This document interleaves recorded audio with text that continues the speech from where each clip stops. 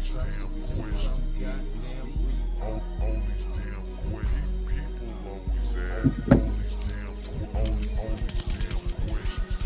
always asking me all these damn questions, and they so confused. I don't know what to tell them. Why he do this? Why he do that? How you do this? How you do that? Hell yeah, I'm trying to do what I want, and I get good. Okay. Happy New Year. Oh, Happy New Year. Happy New Year. Happy New Year. Objectively aggressive 2023 on some new shit.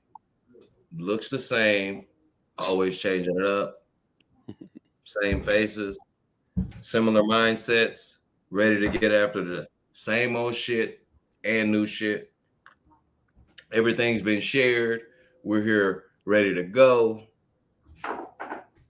How y'all doing? What's good, Doc? What's good, Tay? Man, I'm good, brother. Good, man. Glad to see another rotation around the sun, brother. Indeed, indeed. Mm-hmm. 365, man. You know, it's good to see y'all. We took a hiatus, you know, because I'm a firm believer in you don't miss nothing until it's gone. You know, and I say that to say I miss doing this with y'all, man. Like it was therapeutic. I felt it as a way to get certain things out, you know, and as we come back, I got a lot of stuff on my mind and on my heart, and it's all objective, no pressure, all perspective, always aggressive. And today, what we talk about, I want to talk about the Emperor Gladiator complex. And so today, gentlemen, my sweet serenade to the Gladiator and the Emperor is to understand that sometimes you have to start from the blue collar bottom and take over with brute force or some sort of mental fortitude to be able to push through and become some sort of gladiator. But to understand that power comes in multiple forms and know that the emperor controls all. But yo, real talk, the emperor be hating on the gladiator. And so I want to talk about this for a lot of different reasons, man, because we just watched Hamlin, Buffalo Bills cornerback. He took a hit, and this is something that we've never seen before. Yet I'm willing to bet we've heard about before. And I would say this because I as a former athlete and as a person who still feels like he can do something, I've always had the fear of just randomly passing the fuck out and dying. But I've always had the double fear of playing football and taking a hit. There's nothing I can do about it because the game of football is dangerous, deadly, and ready to kill at any time. Man, to be a gladiator is to have survived war and to come out a victor and to say that I'll do it again. But to understand that the emperor has all the power. We were sitting up there waiting to decide whether this game was going to go on. And the emperor had to decide. We live in such a society where we don't even understand that. But both of them are both facades of power. Doc, talk to me. Man, you know, I think it starts with one of the most original questions we ask ourselves is birthright. Because birthright, I think, goes into a larger issue about how do you become an emperor, how you become a gladiator. Usually you're born into a family of leadership, or you're born that nature nurture argument. But I think that when you start talking about the complex of an emperor, I think that the idea is psychological, because there was for a long time, Great Britain was an empire, but they asked the king of England, they said, why don't you have the title of emperor? And he said, because of tradition, and ultimately because when you start to talk about empire, you bring into the conversation something that the people may not be ready for, not the individual leading. So the people don't want to be an empire because they understand that it goes against the idea of nationalism. Mm. Because in an empire, I have multi-ethnic, all kind of groups of people. But inherently, people are nationalistic. They want to have a flag or a banner. And they'll say, well, what empire do you fall under? It's like, no. And so I think that psychologically, the challenge of being an empire carries a weight that you don't have. It's what happened with Prussia when it became Germany. The citizenry lost their mind because when after the Franco-Prussian War, the average citizen who lived in Prussia at the time always saw France as a neighbor, not as a part of people we control. And it changed the psychology of these people are no longer our neighbor. So I think that when you start to talk about it, the emperor must cloak his power. Whereas the gladiator has an incentive to utilize his physical abilities more so than the emperor, because if you have to use power, you lose power. If you have to use power, you lose power. And the greatest thing about power and the most potent thing about true power, it is invisible. You don't see it. Because when you start to see it, you can attack it. Hey, so let me, and so I always say the ultimate power is to know you have power and to not to use it. Unless necessary. Yeah. You don't flex that power unless it's necessary. But a keen mind would know that to flex that power would be to take care of that issue, but would be to reveal that power. Yes. Okay. Yeah. And so as I segue to Tay, I say, something I heard that you just said, and something I heard today. I heard KRS-One, excuse me, talking about the Timberland boot and how that was originally a worker boot. It was a work boot. And then the culture took it and made it what it is today, right? And so to have the mentality of the gladiator, I think, is to be the working man, right? And so we talk about this American dream, and plug coming soon, new podcast, American OD, premiering January 23rd. And so as we talk about all these different things and we segue, we take the mindset of bootstrap and say, you know what, we got to get it how we live. But there are ways that you got to do that, because we can be blinded by the European thought process of it's about money. It's about fear and people come to get it, rather than building yourself as God's tool to give back to the world. And no man shall be feared because you walk with the strength of God. Gladiator or emperor, if you're walking in the strength of God, we're talking King David type stuff. But as a mere blue collar man, to walk and know that you are a gladiator and know that there is an emperor everywhere, you need to be aware that there are masters everywhere. And so as I transition to my boy Tay that I ain't seen in a while, what's up? Yeah, what's happening, fellas, man? Happy New Year to everybody out there.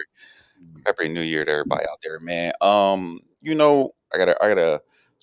haven't studied or read Roman history in a long time, so a lot of things I'm saying, hopefully I don't jumble it up. But I think that's we were talking about the Hamlin and stuff. The one, and when you mentioned the topic, the one connection I had was that gladiators came from a class of people. They came from a enslaved class. And gladiators also rose to prominence as well. They were considered the NFL players if you were really good at being a gladiator. You know what I mean? And we know that we know that football or sports generally that have black people in it come these gladiators on a court or on a football field come Go from Eagles. sir, hey, go birds. Hey, we struggling right now, but hey, go birds. But like, they come from a certain class of people, right? They come from a certain, group of people. You know what I mean? So, my mind in that moment went to about capitalism, labor, right? Capitalism, labor, people putting their body on the line, right? Even us serving in the military, we put our body on the line for capitalism in some sort of way, you know what I'm saying? And we're not properly compensated for the labor. So a lot of times you're going to die or potentially die in order to gain what I think it was Ben Franklin called a happy mediocrity, right? You just gain enough stuff just to make you comfortable or make yourself wealthy and rich, you know what I'm saying? So, and yeah, at times it could be there. Now, here's the other thing.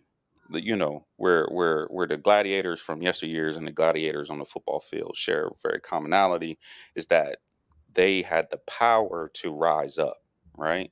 But they needed a whole bunch, right? So the gladiators yesteryear, the most famous gladiator people know is Spartacus, right? And the slave revolt. That's what it was. It was a slave revolt. And also on the football field, the reason that the NFL had to cancel it was because the players and the coaches said they weren't going back on the field. That's not being reported. And it's on purpose. You know what I'm saying? Because they don't want people to understand the power that they have against the emperor, right? This is what No. this is what now when we talk about emperor and gladiator sports, the reason you had gladiator sports is because the emperor wanted the people, the working class of people, to be distracted, give them something. I can't remember which emperor said, but basically you give people something distracted to distract themselves. They won't pay attention to, you know what I'm saying, to their condition. You know what I'm saying? You keep them from rising up, you know what I mean? Because even in Rome, they also had, slave revolts. They had many, because like Doc was saying, they had different ethnic groups of people, which is why Rome fell, because they had people who were from different ethnic groups and cultures who did not have an allegiance to Roman culture. So, Yo, so yo, yo. there's some similarities. Stop. Say less. Say less. Hmm. Say Yeah, yeah, less. You said a lot. You said a yeah. Try to lot. get out there, man. Try to get out. Try to remember all that. Try to make connections. You know, what I'm saying? Hey, Go listen back and to forth, me. man. Listen to me. That's exactly where we needed to go. Because the conversation that I've always had, like, let's go back to 2020, right? Coronavirus, George Floyd, Ahmaud Arbery. There's a lot of shit going on in 2020. And they were trying to kick the football season off. I was against it. Mm. I said, you know what? Chunk it. And that ain't because I don't know. I think I won the fantasy football championship that year. Maybe the next year. It wasn't about that. You know what I mean? We light flex, whatever. Mm. I wanted the Gladiators to take the power back. Because ever since Kaepernick, because I can't lie, man, like besides Mike Vick, which has a nasty taste in my ATL, Georgia, Columbus, whatever mouth, because they did him wrong too. Because Ben Roethlisberger, I literally know a dude who represented Ben Roethlisberger in a college case. You know how they handle stuff at the level, like let the student who handled his little sexual assault bullshit back then at Miami, Ohio, which ain't really about shit. Because I know a friend who had a daughter up there and they treated her like shit.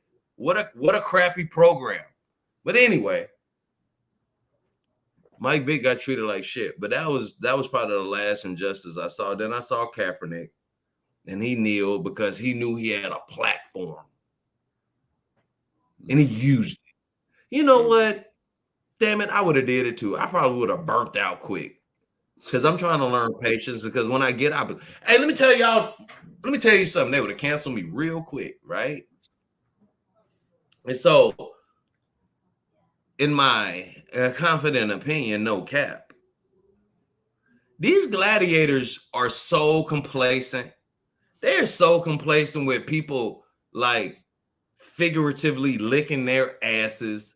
You know what I mean? They take no ownership and responsibility for their place in this country and having all this power. Because I'll be damned, I would have probably been and had some sort of, I probably would have had my own damn country somewhere if I was one of these players like LeBron. But no, it's so sexy to be admired and to live under this particular Eurocentric, like you're winning type thing, and to get this pat on the head, right? Because I'm sick of this physical consciousness of we are inferior, but to know that spiritually, shit, and I'm gonna leave it there. Confident opinion, gladiators need to do more with their platform. You know, I will tell you, man, uneasy lies the head that wears the crown. And I think so often when we see the crown, we see the jewels, we see the splendor, but we don't see the weight of it.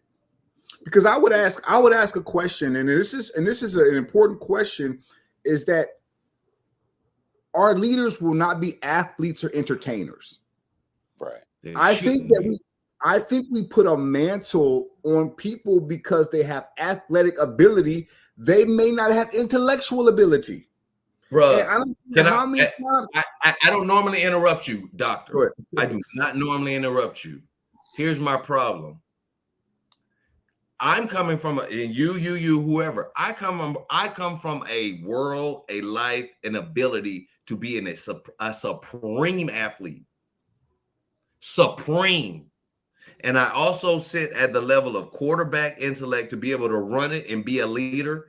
And so supreme intellect and supreme athleticism, but they only limit that to white men, remember, for the quarterback position. So continue. Sorry. But it's the exception, not the rule. I think that when you start to take somebody primarily from a low-income background and you give them multi-millions of dollars and expect them to be to turn into Martin Luther King, it's not realistic. It's not. Because what do you do? Not in America. Because what do you do when you deprive someone of assets and capital? When you give them capital, their first usually inclination is on self.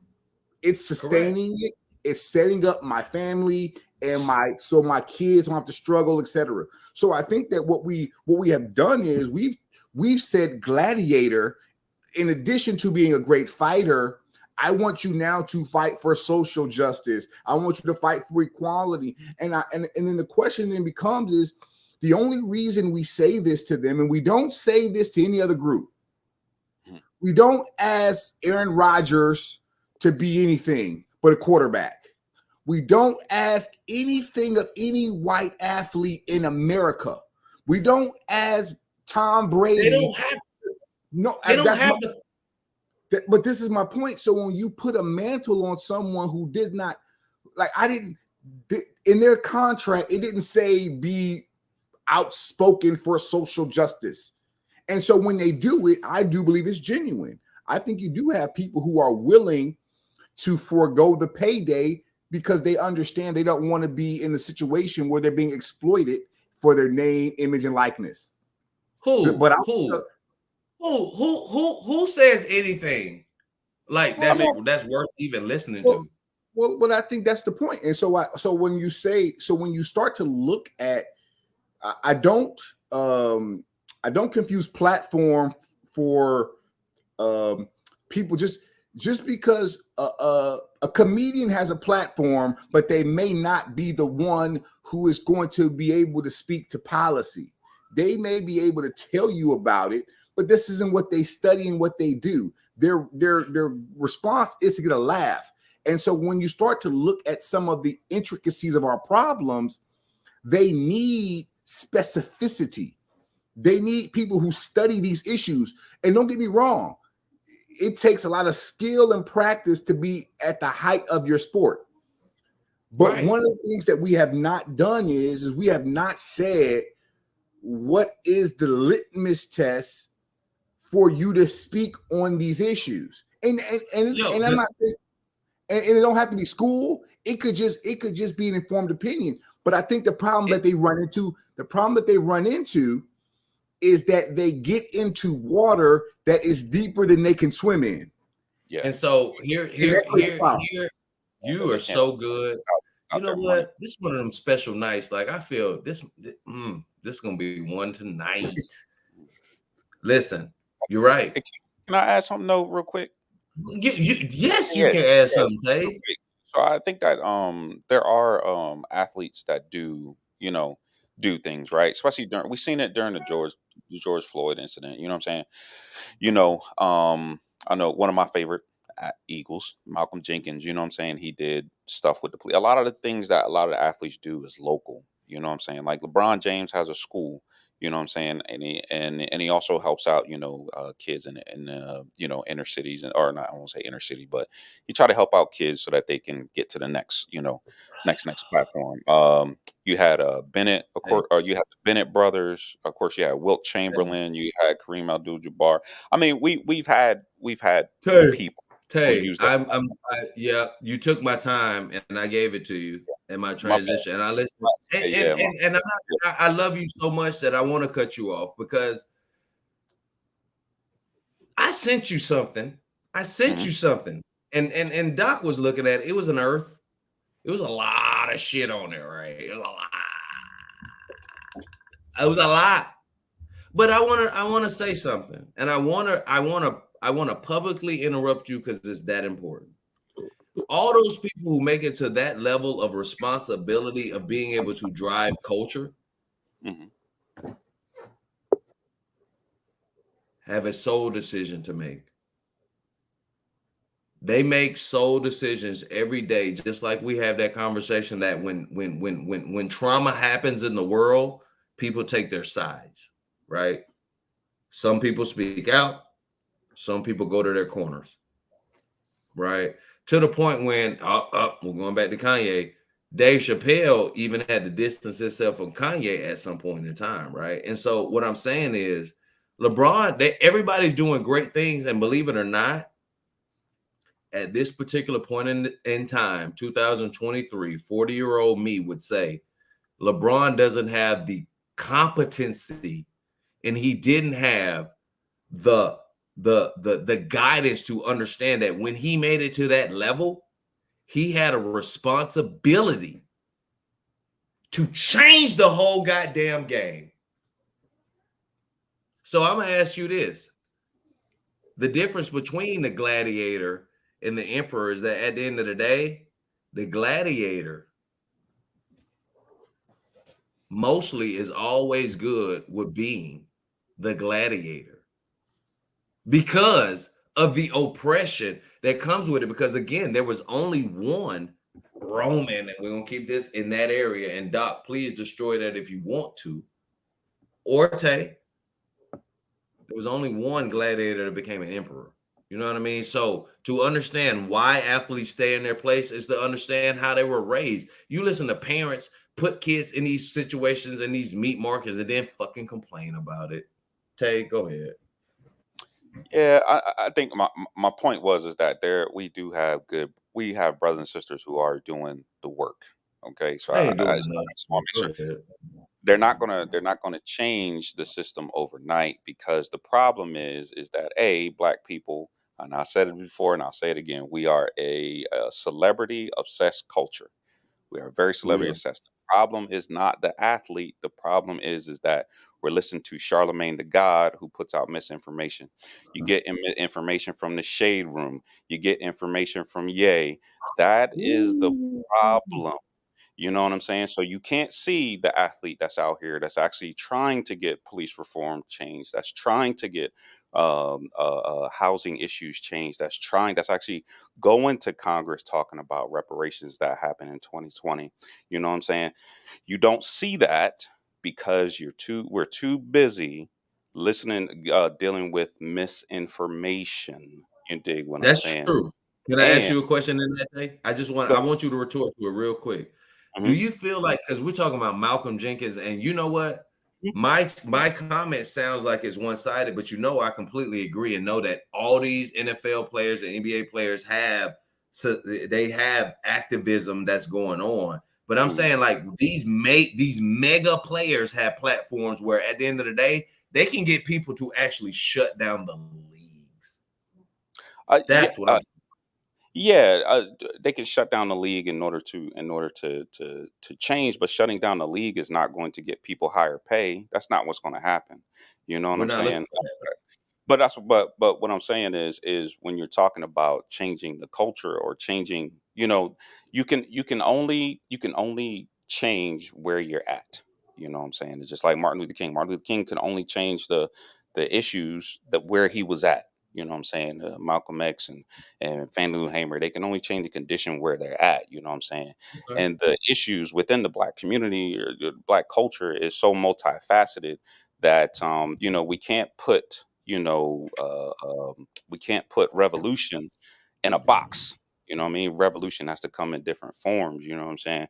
So while yes, there's more that can be done. There are athletes that are doing things, but again, I will say that we're dealing in a time where people they get information uh, from other sources, and it makes it very difficult to actually influence change. You can't influence when the people is ignorant. You know what I'm saying?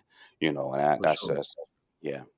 No, Does and I appreciate voting that be perspective. the method though? Because I think that the culture, for example, if you look at Muhammad Ali and you say he stood up at a time when the opposition stood up. Mhm. And I think that what you find out happening is that in leisure and in comfort, you're going to be less likely to speak out. Mhm. And I think that what you're starting to see in our culture today is like if you go and look at philanthropy, the only reason that philanthropy was started in America with the libraries and the endowments and all that is because rich people had a guilt that they had so much money that if they did not give back, then the people would demand accountability from them. Yeah. So Carnegie and Rockefeller say, hey, look, we built this library. We built this. Look, we're being benefactors of this money. And I think that to the point of old money versus new money, all these athletes today are new money. New money. New money don't give money away. Old money does, unless it's like a tax write-off. But what you're starting to see happen, I think, is that this idea is as the opposition rises, then the people will rise to meet the challenge. In this idea that we are not having to actively do things because the opposition has been silent. They like the destruction of blackness is on autopilot. They don't have to do anything. Boy, y'all dropping that. Both of y'all on that tonight, man. So when you start to see unity, when you start to see solidarity, then you will see that power. When you if 4 or 5 athletes got together to collective bargain and change the things, you'd see the power. But see, they understand that there's 2 words. Capitalism fosters competition, not cooperation. We live in a system that is designed to produce competition. Yep. Well, and so okay. So when you see competition, I would say, is competition a better system than cooperation? Because I would argue if we cooperated with each other, then the competition would be who could cooperate the best. Right. not who has an incentive to see me fail. And I think that's where our culture is so toxic. We look at the versus battle, right? Have you ever seen a versus battle between non-black people? Why we got to say who's the best, Monica or Brandy? Why does it got to be who's the best basketball player, Michael Jordan or LeBron? Why can't they just all be great? But we have a culture the same shit. where there can only be one emperor. There can only be one emperor. And so because there can only be one emperor, psychologically, What we have said is that somebody has to be the greatest, but we don't do that with anybody else. We don't say who's the best, Steve Jobs or Bill Gates or Warren Buffett. We don't compare anybody else. And the reason that we are the only ones who do that is because it was bred in us to be the best slave on the plantation. And that's why when I read this book here, when I see athletes, this is what I see. $40 million slaves. It's who can be the, because there could only be one HNIC. God. And so when you start to talk about why there can only be one HNIC, it's because the power structure understands if you have multiple kings, because to be an emperor, you need multiple kingdoms. That's why LeBron, it was shut up and dribble. Yeah, LeBron. Yeah. Because if you start to operate outside of your domain, now we have to let you know that you only you have this platform is because you're this. As soon as you start to try to change that platform, we're going to take away your original. And so that's why I think you got to be very careful when you start to talk about the role and responsibilities, because if we have to get to a point where we have to compete with each other, we already lost. Bro, okay. We already lost. We already at that point. I sometimes. Oh, my bad. No, I'm just saying. Look. I'll give it to you, man. It's y'all's work. Go ahead. But look at all the gender battles, right? The relationship, the high value woman, and all this other stuff, man. We are already there. We're already competing, man. We're already, we've been there for about 30 or 40 years, man. And again, a lot of that is because, people believe in this myth that we can black business our way out of our issues and stuff. You know what I'm saying?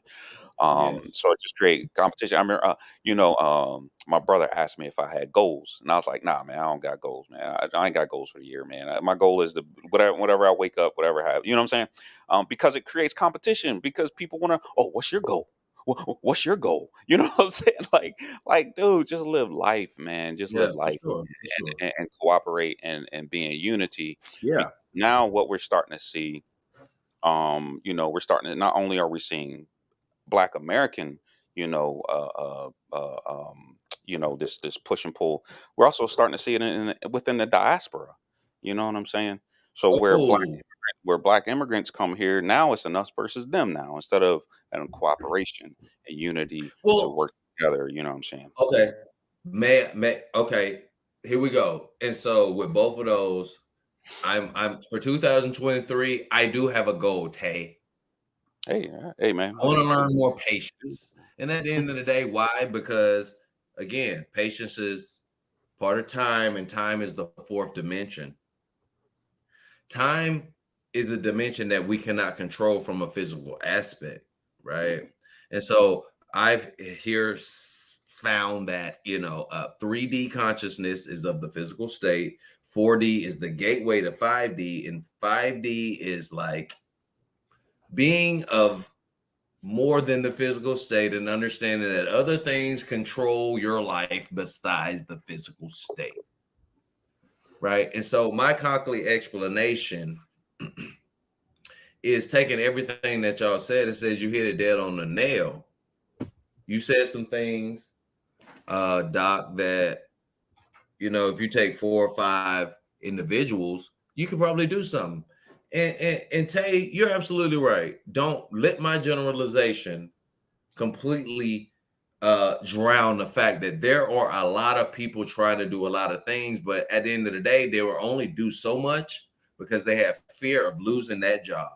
And so what I'm speculating on is that these individuals only do as much as they can to check the box, right? To keep people off their back. And I would say that we've had, just like Muhammad Ali, we have had generational talent such as Muhammad Ali, Michael Jordan, Mike Tyson.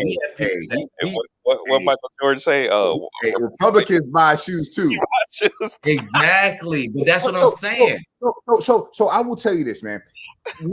That's what I'm saying. But this is part of the problem is this. When you as an individual become a brand. So when I'm a brand, I have to speak on behalf of my brand first. Yes, sir. So if my brand is to be objectively aggressive, then as I am more objectively aggressive, I speak for my brand. And some people's brands are designed to be non-threatening to whiteness. Their Correct. brand is to be, I don't do any drugs or alcohol. Because they understand if their image is hurt, the brand suffers. And so this goes once again back to slave culture, because you are not supposed to be your brand. You are not supposed to be, because if you become your brand, see, and this is why when I think of why there are so many successful organizations, right? Because like when the Catholic Church was abusing these children, not one of those people were branded as the church. Mhm. So they could get away with things because they did not represent the organization, because they deviated from the brand. See, but when you are the singular solo actor in the brand, you cannot establish deviant behavior because you are it. And so this idea of counterculturing the brand is to say that, yes, my celebrity status has afforded me a platform, and insofar as I can continue to do this well, then I can expand. However, if I get my Nike contract and I say something that Nike does not agree with, then Nike can pull said contract from me. So how much freedom do I have if I know that if I say something that the big brand will go against? And so when you talk about us, I think the concern and why we cannot cooperate is because everybody can't get the $100 million contract. Yeah, man. They know that. And to the idea of Gladiator and Birthright, there are myths that we tell ourselves to perpetuate our system. If you expose the myth, then the underlying psychology falls apart. And that greatest myth is that, do you know statistically how hard it is to get into any of these fields? You're not going to tell me that somebody's going to work 20 years of their life, extra time, gym time, workout time, sacrificing, eating, dieting, just to get to an opportunity to become a spokesman for people who ain't organized. Come on. Come on, man. Come on. We wish. We wish. Come on now. Come on, man. I mean, why can't we? Exactly. Because black folks believe in everything else. Why can't be Jesus in the form of an athlete? Because it goes against the fundamental principle of our system. And see, the idea is that you're only sacrificing momentary pleasure for a greater gain. But see, in most instances, there is no greater gain, because what we're starting to see happening is this is not a resource issue. I think that we look at it as a resource issue first. It's not. It's a resource issue second. It's a thinking issue first.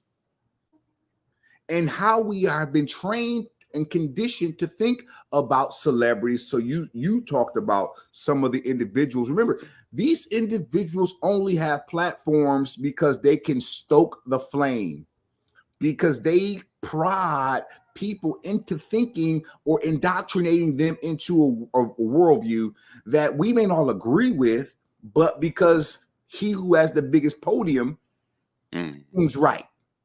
The bully pulpit. Yeah, bully pulpit. Yeah. And I don't get into this idea anymore, because if somebody cannot deviate from the script, then they are essentially enslaved. Because that's what it is. There's a script to follow. There's a script. And once you get off of script, you are in no man's land. Correct. No allies, no friends. Because I will tell you this, LeBron James don't know you. He don't know me. And he don't owe me nothing. Right. He don't owe me a dime or a thing. Nope. He don't owe you nothing, and no athlete owes anybody anything.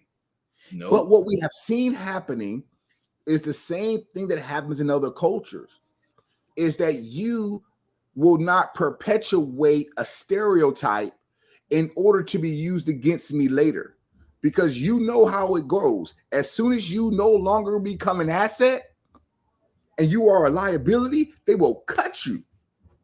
Bro, when you That's can't something jump like what out happened anymore, when we retired from the military. bro, cut you. Thank you for your service. That's what it felt like when we retired, right? Like when we were Thank you. retiring, everybody was like, "Oh, okay, bye."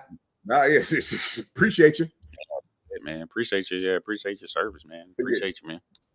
All But right, you know, what you man, got? it's Say your classic explanation, yeah, man. man. What you got? You know, it is yeah, man. Doc always dropping the word, man. But you know, He be dropping. man. You know, it really is like we have to. Uh, man, sometimes I think that we're stuck in like the '60s or '70s. We're waiting for Martin Luther King or somebody to come by, and we know, you know, like Dr. Joy DeGrasse said in her book Post Traumatic Slave Syndrome. You know what I'm saying? We need more. We need more than one, so that when Yeah. you take when you kill it, when you get rid of the leader, you know the movement don't stop. You know what I'm saying? And I feel like I feel like Overstay, kill. I like that though. Say kill. Say kill the yeah. leader. Yeah. Dr. Joy DeGrasse, Post Traumatic Slave Disorder Syndrome. That's a great book. But you know, but I think that you know, the further and further that we get away from the civil rights movement, you know what I mean, you know, what this society has done is created uh this individualistic mindset. You know what I'm saying? And the individualistic mindset, you know what I'm saying, or this individualistic ideology, really, you know what I'm saying, really is, I think, at the crux of it. You know what I'm saying? Yeah, it would be nice if these athletes and these movie stars get together and did something, you know, great, you know, with the money, but um, it's not going to happen. But again, we as regular ordinary thousandaires, you know what I'm saying, and people, we are the people with the power, man, and we don't understand that. You know what I'm saying? Like, you know, when I read stories of Denmark Vesey, you know what I mean, who almost had one of the best, you know, one of the greatest slave revolts in American history. It didn't happen, you know, because somebody snitched on him. Yep. But it was Oh, it don't get was Doc the started. yeah. But it was the people that had the power, right? Nobody was waiting for Denmark Vesey to come save him. Denmark Vesey just gave him the motivation, you know what I'm saying, to do so. And I think a lot of times, man, we're like stagnant. We're waiting for somebody to save us, man. And we don't need somebody to save us. You know, we have the power. We have political power. We have economic resources. It's just that I think that, you know, much like the gladiators, the emperors used the gladiators to distract the citizens. You know what I'm saying? TikTok and Facebook and all these other things. You know what I mean? Because I also believe that social media is no longer social anymore. It's consumer. It's consumer media, and it's used to distract. You know what I mean? It's used Yep. to distract and keep us from being unified on the one thing that does make us unified, and that is our not only our experience, you know what I mean, but our class situation. You know what I'm saying? Um, you know, and even in that, you know, you get black people, you know what I mean, who will look down on other black people. You know what I'm saying? So you know, it's yeah, man. Like me personally, I don't look to celebrities, you know what I'm saying, to keep me informed or keep me tell me where I need to go, right? However, I will hold them accountable because I know my dollars, my eyeballs is supports them, you know what I'm saying? You know, and I think that we just don't hold the right people accountable at times, you know what I'm saying? Much like the people would hold the gladiators accountable, right? If they lost, you know what I'm saying, Emperor give you this, you know what I'm saying? People cheered, yeah, kill them, you know what I'm saying? Things of that nature, you know what I'm saying? They held them accountable, you know what I'm Yeah, saying? I Uh, for their performance, you I know. agree with But that, man. And so as we wrap this up, you know, I agree with that, man. It's not the responsibility of the celebrities, man, because how in our particular community, you got some who come from backgrounds where you could be like, oh yeah. Then you got some that they came from these single parent households where it's like it felt like their only chance, right? And so them making it to the But we gotta highest. we gotta stop. We gotta stop labeling single parent households as a What I'm saying, a lot of single parents household had great communities. You know what I'm saying? what I'm saying is to understand that there are people who have kids and then automatically turn them kids into potential. Okay, since I have you, I'm going to put you in this meat market Mm-hmm. to play sports because I mean, you take a young kid and you put a lot of stuff in them, they'll do it, especially a young black kid. They'll dance, they'll do whatever because they're so talented. Like the spirit of it just goes, right? And so what I'm saying is, You could make a huh? connection to boys and girls clubs being taken out of black neighborhoods and crime. You know what I'm saying? There's a lot of things we could talk about, but Yeah. to My bad. ignore Man. Yeah. My bad, man. I'm sorry. no. What I'm saying, we could talk about a lot of things, right? But I'm saying to not talk about how there are people who vicariously live through their kids Oh yeah, absolutely. and put them. What's that? No, I say for sure. Yeah.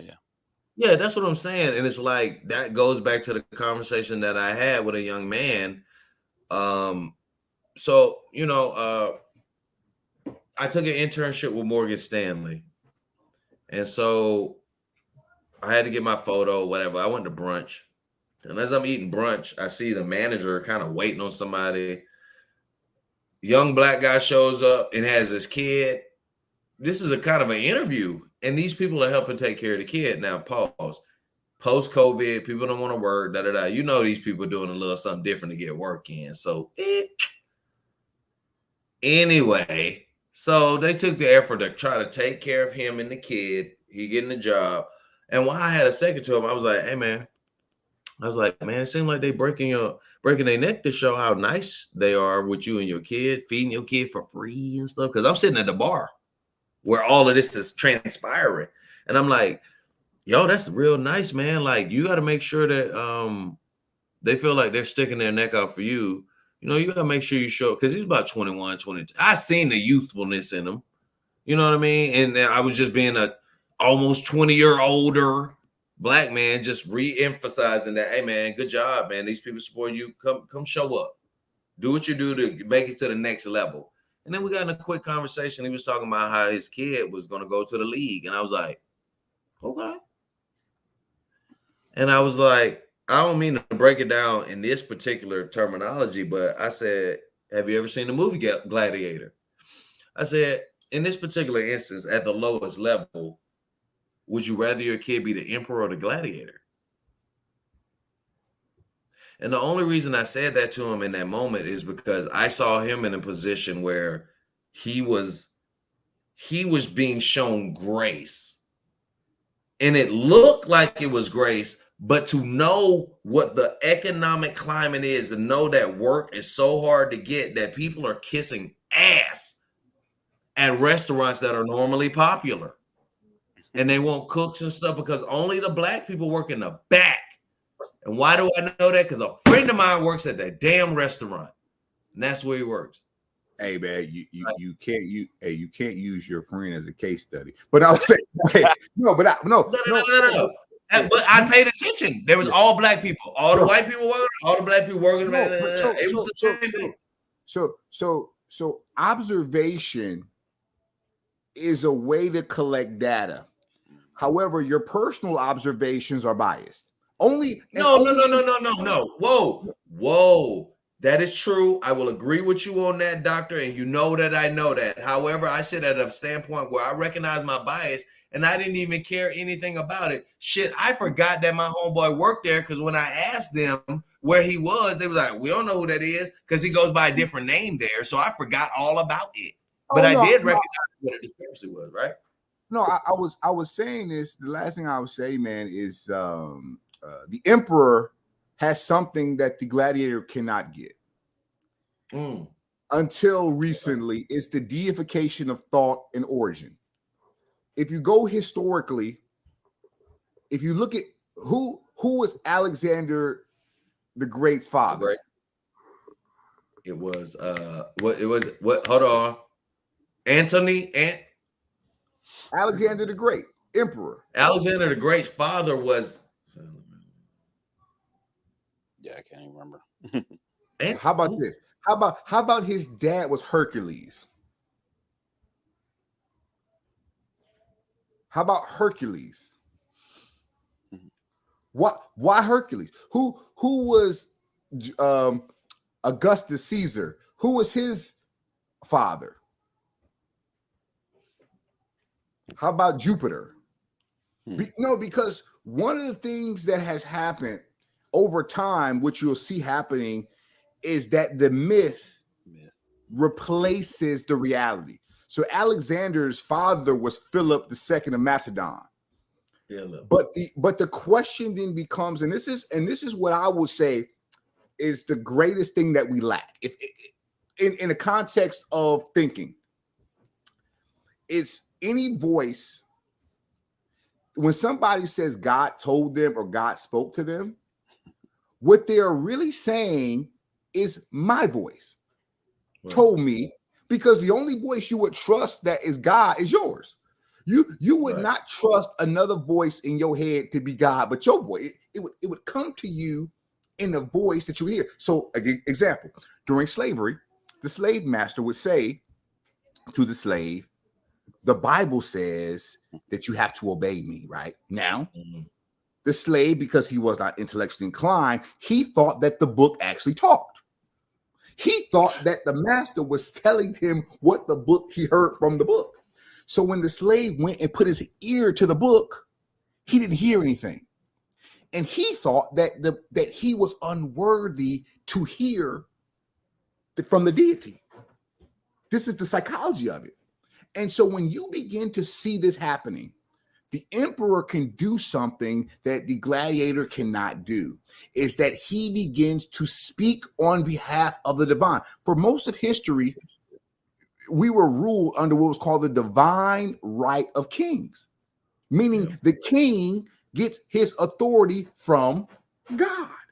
And so therefore, who invented that? Did that come from Henry?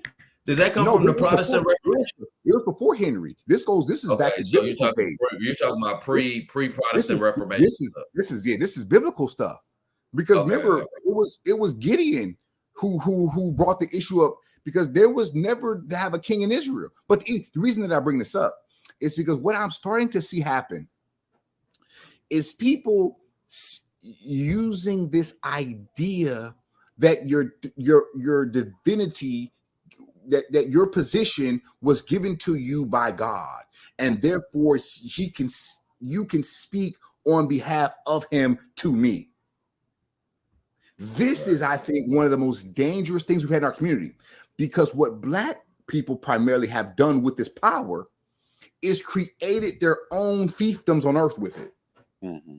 They've created their own fiefdoms, because I will tell you this, is that this idea of building something has not been the challenge.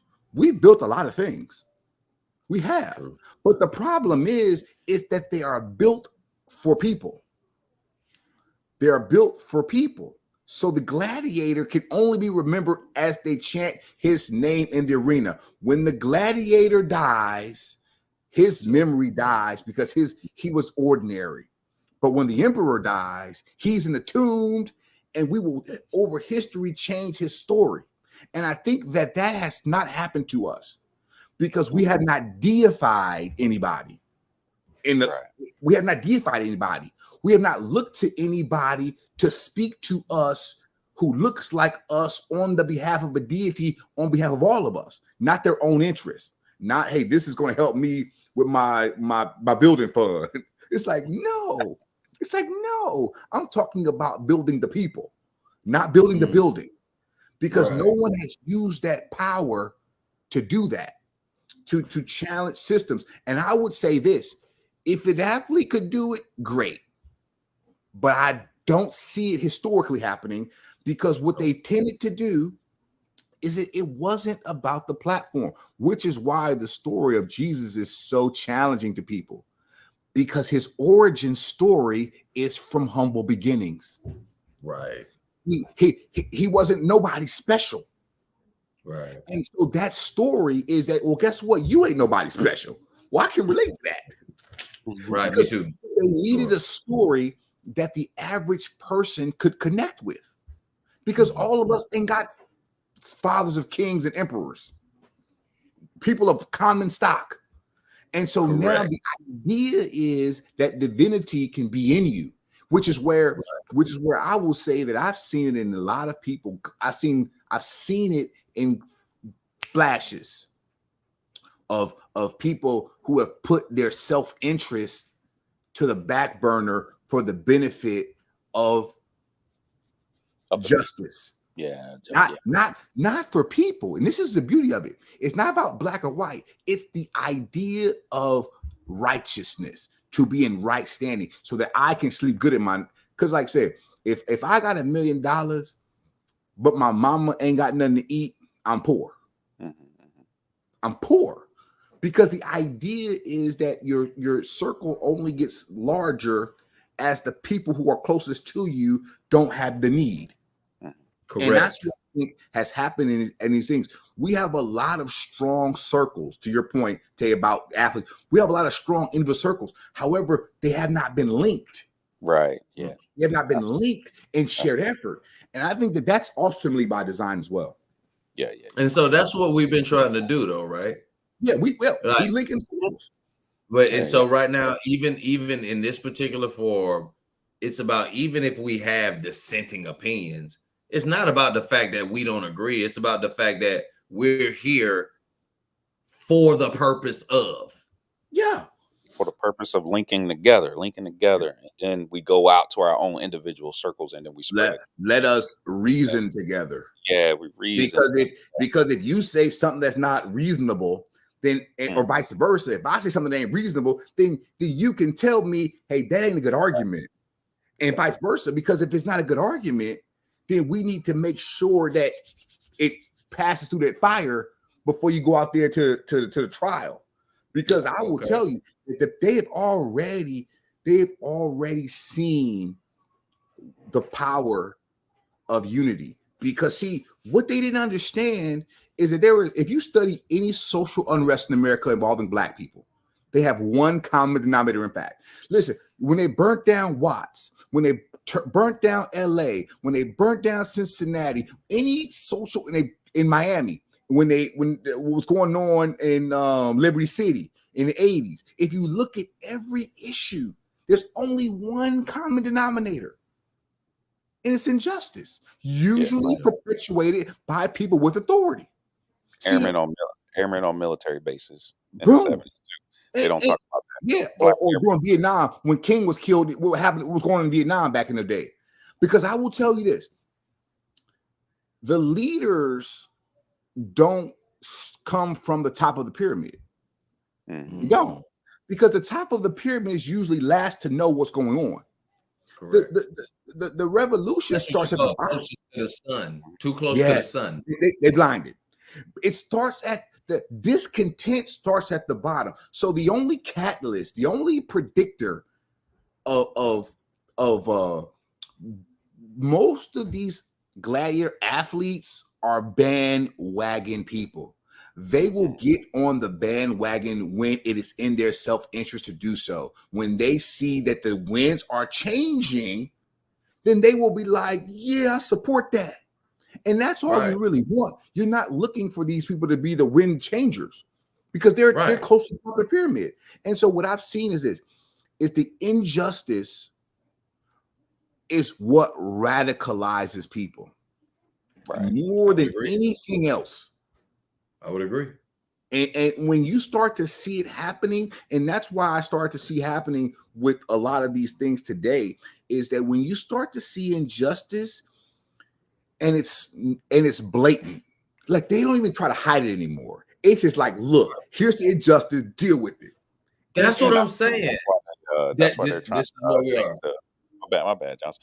But that's why they're trying to change. Go ahead. Tay, we need to go into the money tip and book tip anyway, so please. Yeah, I just want to say, but that radicalization today is why we see and the people trying to take over school systems and change the curriculum of school systems because it's younger white children becoming radicalized. Yes, That is the problem, and that's why they're trying to change. There's, you know what I'm saying? So they are. Yes, yes. Oh no, Tay, please elaborate on that just a little bit, sir. Sir. oh no, in the anti-CRT movement, you know what I'm saying? Hmm. Anti-CRT. What they're doing is, they're removing books of Martin Luther King and anything that says anything about revolt. You know what I'm saying? They're changing history. They're changing, oh, Thomas Jefferson was a nice guy, he he didn't really like slavery, you know what I'm saying? Pimp. Martin, they're just erasing Martin Luther King. They're taking out anything that has anything to do with this message of revolt, of changing the system. You know what I'm saying? They are absolutely getting rid of it. And you're seeing it at school boards. Yeah. It's happening at school boards, And this is For that sure. backlash. Yeah, the This is back that Sure. backlash. Well, And yeah, and because it was I'll tell you this, white guys, people who was because we're at an hour, and we can go two, and yeah. so due to the fact for network purposes, we're gonna wrap it up. But I will say this, man. I said this to a white person today, and I'm gonna go on record today. We talk white, we black, color, all this other stuff. We served in the military, and that ain't no excuse because you can still be prejudiced. But I heard that black people couldn't be racist, but at the end of the day, we ain't. We just talk about how we feel and exist in this world. It's not about being racist. It's about what's actually going on, And so to understand that is, man, there's so much to be said. I don't want to end this. Take that CRT is a big deal, and because I told a white person for real, straight up, stop quoting Martin Luther King. Y'all don't know shit about Martin Luther King, and you're quoting whatever is beneficial to your cause, and you ain't listen to the rest of the speech. So just stop. Stop. Black people misquote Martin Luther King. That's why they're attacking. Everybody does. Everybody potentially does, but it is more egregious when what? The egregiousness comes in when I feel so. Because from what I say, not from the standpoint of being controversial, just being from the standpoint of observation. Mm-hmm. When you see a black person, Instagram, whatever, stand up and say something about injustice, and it seems like it's quote unquote race baiting, you will see an ambitious white person enter said conversation and say that it's race baiting, and then might or might not quote Martin Luther King. Right? And then the conversation come back like a person like myself might say, hey, I understand what you're saying, but your perspective, and I do not say it in this tone at all, but the perspective that you're coming with, understand, but you don't even know the perspective. Like you're literally sitting in the back seat right now. Hey, can I say this real quick? Go ahead. In 2020, just to further prove my point here, in 2020, what was one of the things Trump went after in the military? What did he go after? Diversity, equity, he got rid of it. I was on the program, Tay, with your wife. Why did he do that? Shit, Tay. Yeah, but he wasn't the only one. They were attacking diversity, equity, inclusion because black people and other ethnic groups and classes of people were talking and educating white people, mainly white kids. So they're like, yo, so then what do you see? You see when the school boards happen in this country, they got rid of their diversity, equity, inclusion programs. You know what I'm saying? Yep. So it backfires because anytime you try to oppose something, you publicize it. Yes, you publicize. I agree. But they already know. They already know. Tay, yeah. Hey, hit me with the money tip and the book tip, man. Hit me with the money tip and the book tip. Yeah, man. Money tip, man. I would say, man, look, man, I know everybody, folk out there probably spent money on Christmas, man. One of those things I wish we would have done as parents is really not spend a lot of money on Christmas. My kids are getting older, so try to spend money on that money, making memories. I ain't trying to tell people what to do with their money. I'm just saying, save a little bit of money. Inflation is not going anywhere anytime soon. My book tip is I found this gem, the Journal of Negro History. This was written by the Carter G. Woodson, the father of Black history. Black History Week, which became Black History Month. And this copy, I'm trying to find more like it because it is an actual reprint from the 1930s. I like buying books from a period, you know what I'm saying? And one of those things that I believe about Black History Month, when we're talking about Martin Luther King, is that we tell myths during Black History Months, number one. And number two, we promote exceptional Negroes. And unfortunately, because we're always talking about the first, where, because I got this one and I got the three other volumes, and I got one more volume coming. So, but one thing I'm learning or understanding when going through these books, Black History Month wasn't supposed to be about first. It was supposed to talk about, it was supposed to be a inventory of Progress. yeah, progress, right, exactly. And it was supposed to document to say, hey, okay, this is where we need to go. You know what I mean? It's not Yes. to talk about, A it's not to obsess roadmap. Yes, it was a Roadmap. roadmap. Yes, Like that. exactly. And Okay. it gave a history to say, hey, this is where your language come from, this is where your people come from. This is where you got these people moving. 2020 census said we're moving. You know what I'm saying? These are the industries and and areas that Black people need to go. So, you know what I'm saying? We need to get to that in Black History Month. So General Negro History, if you can get a copy. If it looks like this, it's good. But you can get reprints out The there. real thing is the real deal if it looked like that. Uh, Well, no, it's not What the you real got? deal. This is a reprint as well. This is a reprint as Okay. well. It's just more closer to the original because the other ones, these ones I got right here are reprints as well, but it's missing like some documents, you know what I mean? And basically the documents that say, stuff like, hey, donate to, the Journal of Negro History and things like that. Advertisements and things of that nature. But you it's good. Right. Okay. know, Okay. I don't. Doc, what you I got? don't. I don't like to be alarmist because I feel that it helps nobody to panic. Mhm. But there's a book. This is written by Dr. King. The last book he wrote before he was assassinated. Yep. The title is "Where Do We Go From Here? Go from here. Chaos Chaos. or Community?" And so my thought is we've chosen chaos. Yeah, We've neglected community and we've chosen chaos, which will tie into my financial tip is how to prepare for the chaos. Because what he talks about is the civil rights movement was only phase one. That wasn't the end all. Just the right to vote and the right to sit at a lunch counter was cheap. That didn't cost nothing. That was easy. He talks about phase two.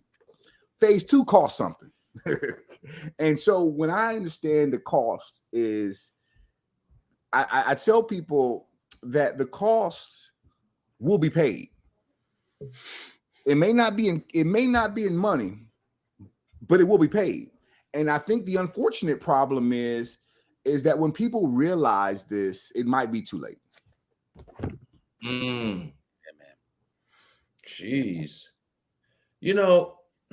I tend to always take a little bit of a different approach with the book suggestion. One, because I don't just pick up and read everything, but I do pick up specific things for specific reasons, right? And so my money tip would go along with this book that I have called Morning Rituals. Okay. Morning Rituals by Leslie Corin, whatever. I picked up this book because for real, I wanted to build new and good habits that we can talk about and go search different things, but I wanted to sit down with something that got me in tune with building specific habits for the morning to help me be more successful, right? And so the reason I talk about this is because with money, we tend to look at things very skewed, right? I'll give you an example. Somebody might look for a bargain on soap and pay $6 for soap for the largest organ on their body. The epidermis being the skin being able to take care of the skin. Bargain and spend $6 on soap that could last them for, depending on how much they use and how much the big for a week, two, whatever, but will continuously spend $6 every morning on something like Starbucks. Mhm. right? And so it's like you can make coffee at home and actually make it a ritual for yourself to bring you like joy and like producing your own like energy, you know what I mean? But yet we'll rather pay $6. Some people, I'm giving an example, go pay $6, go sit in the line or run up in there for some people, because of what? Because of what? Right. And so what I'm saying, this morning ritual book is an example of a book that I'm being deliberate in certain rituals, but in understanding that when you get good habits and rituals, you become more disciplined in self. Right. Yeah. So understanding that discipline is important at every aspect of human consciousness. And so as we speak very heavily on what we know we speak about, discipline is important. And we know that as of, retired service members, right? So discipline in self at the micro level is just as important as these big issue items that we talk about. Money tip. Yeah. Spend your money wisely in places where, stop spending $6 on coffee. Go get you some Starbucks and learn how to make your own coffee and get some rituals that help give you good routine in life. Money tip, book tip. I got another tip. You should buy like some OA shit, right? So OA by KJ, plug. Stress desserts, baby. Stress desserts. What does that mean? You got to work hard for the shit that you want, but at the same time, it's all about perspective, because stress desserts, those are the same letters spelled each way. What's that, a anagram? Oh, yeah. Well, you do it. And then I got the Myers, the Muller-Lyer effect, where it looks like, I do the Muller-Lyer with the lines and all that. It's all about perspective. And, if you live in a 3D state, you can actually feel what the physical state is, and then you just live there and that's it. But once you make it outside of that, and you recognize that most people live in a physical state, and you learn how to control your physical state and other perceptions, that's actually becoming godlike, which is what I was talking about with those damn celebrities. You mean either way? G? You mean capital G or lowercase g?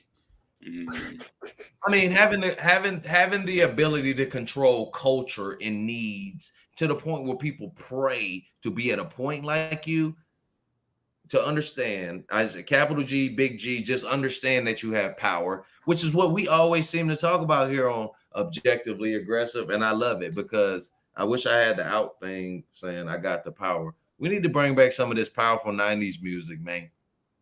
Yes, we really do. I got the power. I remember that, and I just remember it. Nobody rapped on that, but just a little bit. Doom, doom. I remember that. It was a powerful thing. Like, we didn't need music. We just knew, you know what I mean? If that was on the weekend, you might be cleaning up. It might be something, you know what I mean? Depending on how old your parents. You know why black people stopped saying power? Why? Because when they said it, white people showed them what power really was. Not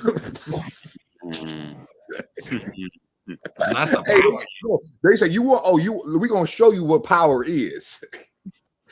It ain't every time. Because it's a competition every time. Power ain't about chanting. No, it's not. Because it's about being quiet and showing. Because if I gotta tell you I got power, I'm automatically losing some power. Automatically. And you know what? We all got to remember that as soon as because I'm guilty of the credibility chase, just because sometimes when I speak, I spend enough time trying to understand what I'm saying to say it, and then somebody will say, "You don't know what you're talking about," and I'll be like, "Oh, okay." And you don't want to ask them what they do and what they spent their life doing, because it's just offensive, right? Man, I talked to this guy who I read Robert Greene's 48 Laws of Power, and I looked at every example that he had, and they were all Eurocentric. Yeah, they're all Eurocentric. There was not one Afrocentric example in that whole book. And I was like, absolutely right. And I said, yeah, so this is how to get power as a European. Yes. So he should have put the 48 laws of how to get power as a European. Correct. And you know what? This is how you get power in Africa. No. But that's why I say to read that book and to understand how Europeans work is amazing, because you need to do that. Yeah. All right. So because I want to be congruent, 5 minutes, 4, 3, 2, we out here. Stay on the line, Peace. boys. Hey.